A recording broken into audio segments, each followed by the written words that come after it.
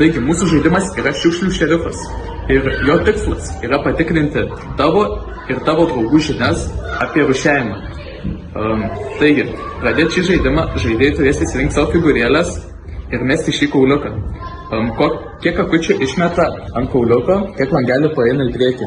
Ir kokios spalvos yra langelis, tokį klausimą jo draugas iš dešinės įsitraukia pasakyti. Taigi, žalias yra lengvas, geltonas yra vidutinis, oranžinis yra sunkus ir raudonas yra labai sunkus. Be to, yra gerieji ir blogieji šerifai. Jeigu atsistoji ant gerojo šerifo, paeini 2 langelius į priekį ir tau nereikia atsakyti į kitą klausimą. Jeigu atsistoji ant blogojo šerifo, tai paeini 2 langelius atgal. Gerai, žiūrim. 2. 1, 2.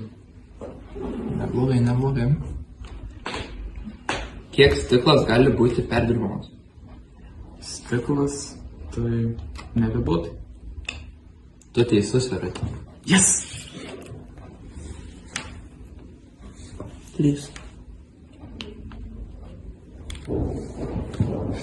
Ar galima mesti padangas į mišrias atliekas? Ne. Teisingai. Nekalbam.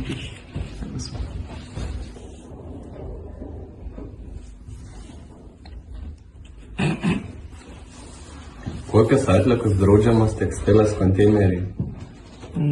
Tepalotas ir užtušas. Teisingai.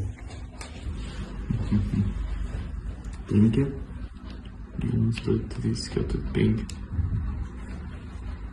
Sekasi tau daryti. Ar galima mesti elektronikos atliekas į buitinį šiukšlių konteinerį? Ne. Teisingai. 3.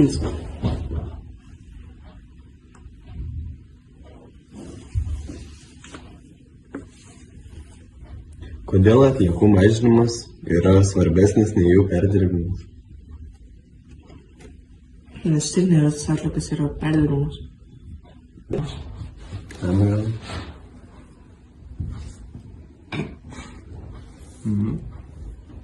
1, 2, 3. Malino maža. Gerai.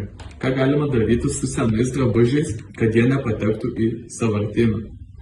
Duoti tekstilės spalvas. Tu teisus. Yes! Ne. Ne. Laimėjau.